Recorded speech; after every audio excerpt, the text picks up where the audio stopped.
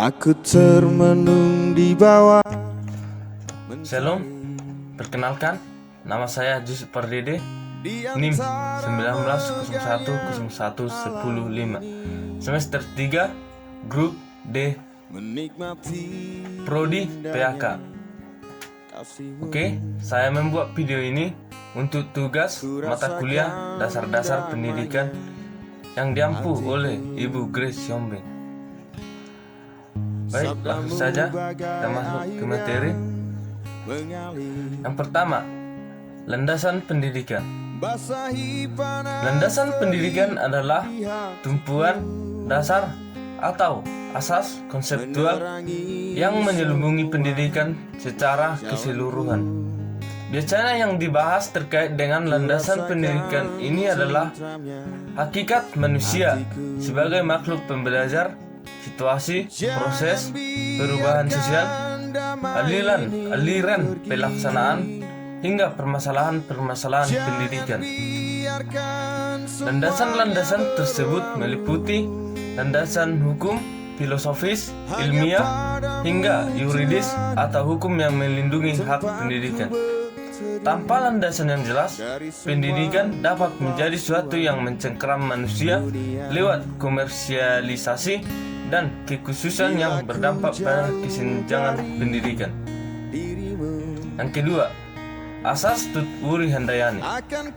Asas Tutwuri Handayani adalah secara kebahasaan Tutwuri artinya mengikuti dari belakang, dan Handayani berarti memberikan dorongan moral atau dorongan semangat. Bila digabungkan, arti dari Tutwuri Handayani ialah seseorang harus memberikan dorongan moral dan semangat kerja dari belakang.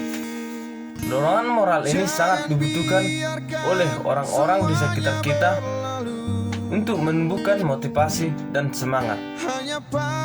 Sehingga prinsip kemandirian ini merupakan cerminan dari kemapanan seseorang dalam menjalankan aktivitasnya. Dari sinilah tiap orang diharapkan dapat memandirikan orang lain dengan memberinya dorongan baik semangat.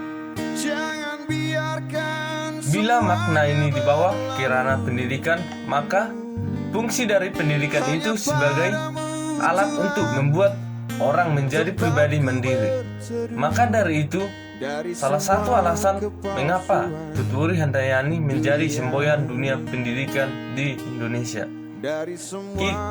Kita kan nantinya akan menjadi seorang pendidik.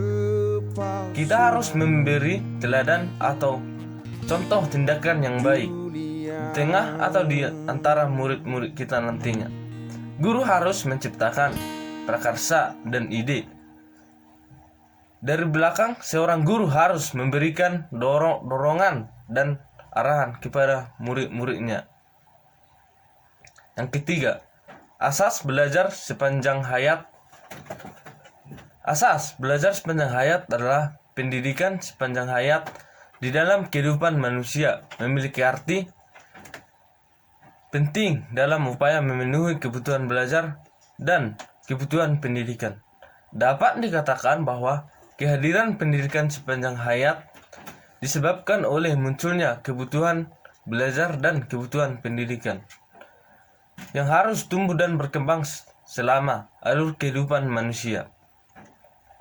Tujuan pendidikan sepanjang hayat adalah tidak sekedar untuk adanya perubahan, melainkan pula untuk tercapainya kepuasan diri pihak yang melakukan.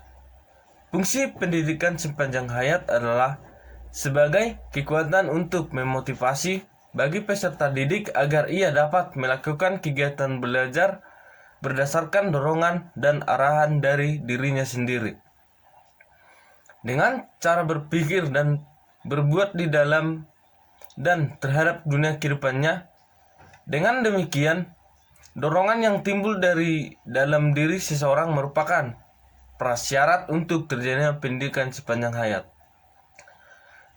Delker mengemukakan bahwa belajar sepanjang hayat adalah perbuatan manusia secara wajar dan alamiah yang prosesnya tidak selalu memerlukan kehadiran seorang guru. Kegiatan belajar sepanjang hayat terwujud apabila terdapat dorongan pada diri seseorang atau kelompok untuk memenuhi kebutuhan belajar dan kepuasan diri, serta apabila adanya kesadaran dan semangat untuk belajar selama hayat. Yang keempat, asas kemandirian dalam belajar.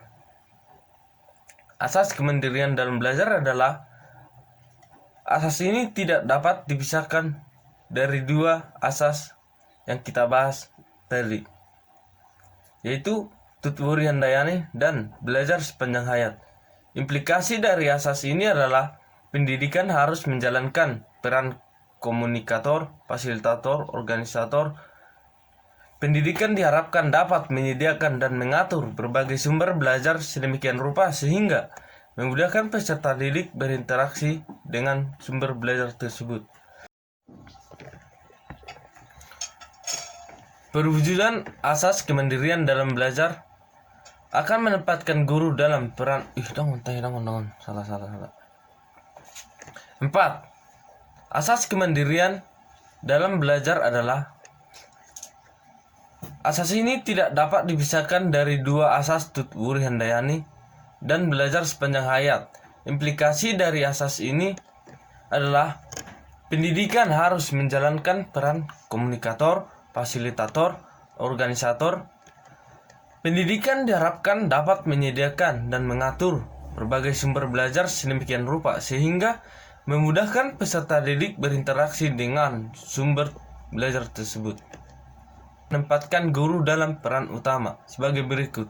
Yang pertama, fasilitator, yaitu guru diharapkan menyediakan dan mengatur berbagai sumber belajar sehingga memudahkan peserta didik berinteraksi dengan sumber-sumber tersebut. Yang kedua, motivator, yaitu guru mengupayakan timbulnya prakarsa untuk memanfaatkan sumber belajar. Yang ketiga, organisator, yaitu guru mempunyai suatu tugas untuk mengorganisasikan peserta didiknya guna memudahkan dalam proses belajar yang akan dijalani. Informator, yaitu guru sebagai salah satu sumber atau pemberi informasi guna membantu peran para peserta didiknya dan memudahkan dalam proses belajar.